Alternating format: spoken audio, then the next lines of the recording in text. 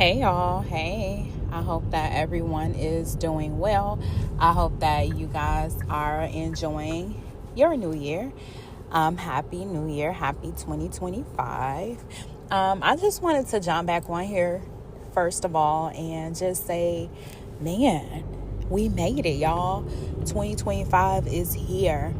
And I also wanted to get one here and say this.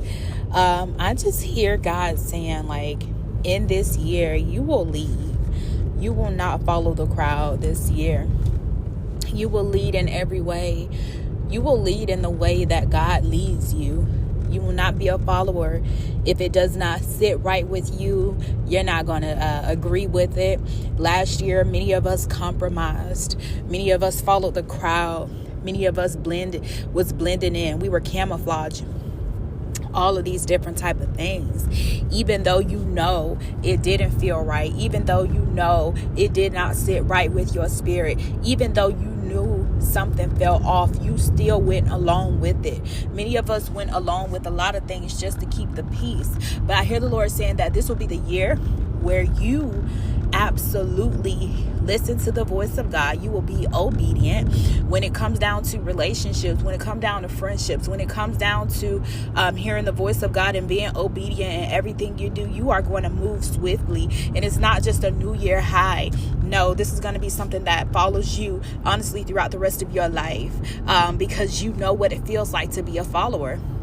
You know what it feels like to try to just go with the flow of things just to keep the peace. But this year, you're going to stand out in every single way. And it's going to be in a good way as well. As you begin to stand out and as you continue to lead, as you continue to set the example and set the standard, others are going to actually follow along with you.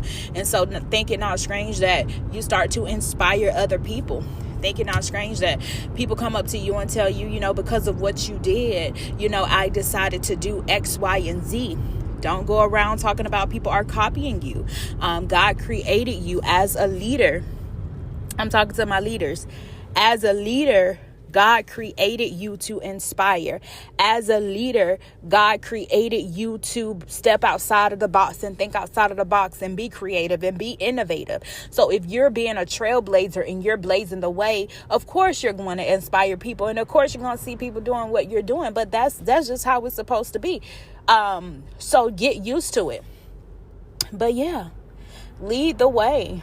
Do what you know is right. Live the word, whatever that is. And I'm not talking about being religious. Listen, whatever God has called you to do, however God has called you to live your life, lead it in that way. But you're going to lead in every way in your family. There have been times where you did what your family did just to keep the peace. So people won't try to call you like holier than thou. But this is going to be the year in the season where you say, hey, that just doesn't feel right. That doesn't align with me and I don't want to do it. Yes, you're going to have some people like who she thinks she is. You did this last year or you did this last month.